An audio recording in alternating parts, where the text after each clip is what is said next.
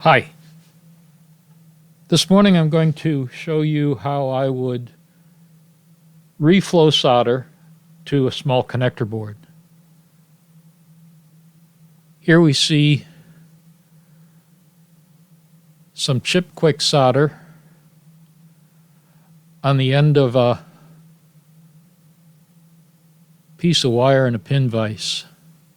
What I'm going to do is I'm just going to flux the pads ever so lightly, and then I won't have to wash them off later with alcohol necessarily.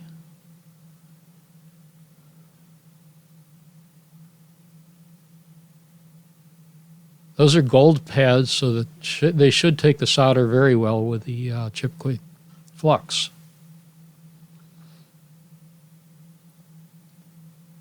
The solder I'm using is Kester.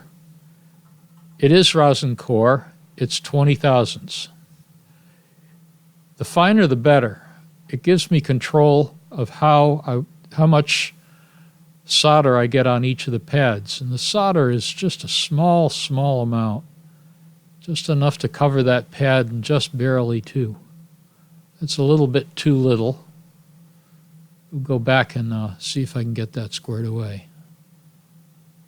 Sometimes you can move a little bit of solder on the tip of a soldering iron.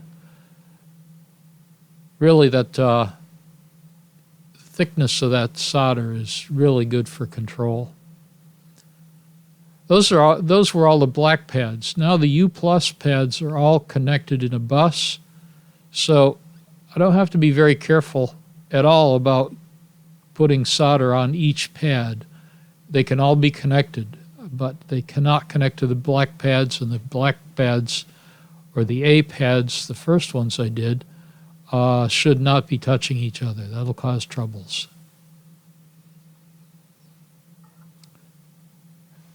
Now the small connector board is not completely, but is tinned enough so that I can go on to the next step. Just take and just flux a little bit of the wire.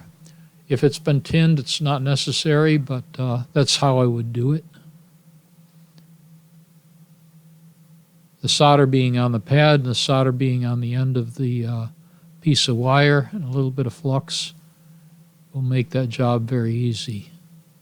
And that's all there is to make the joint. So essentially what I'm doing is I'm remelting the solder that's on the small connector board. That's all I'm doing there. And it forms a very, as good a joint as if I had three hands and could hold the wire and the solder and the soldering iron in each of my three hands. But I haven't grown that third hand yet.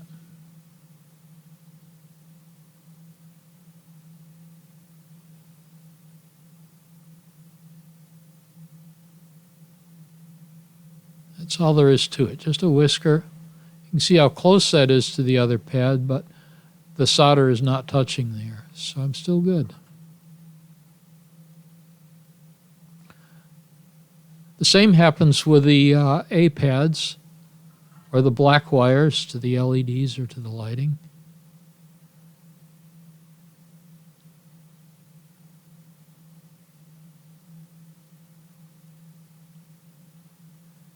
You can see the chances of moving that solder between pads is very slim.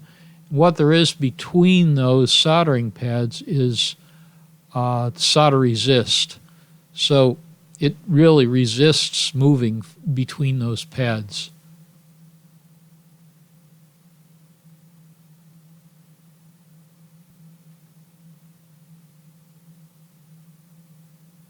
That's all there is to it. Just melt that solder and let it refreeze and connect, and away you go.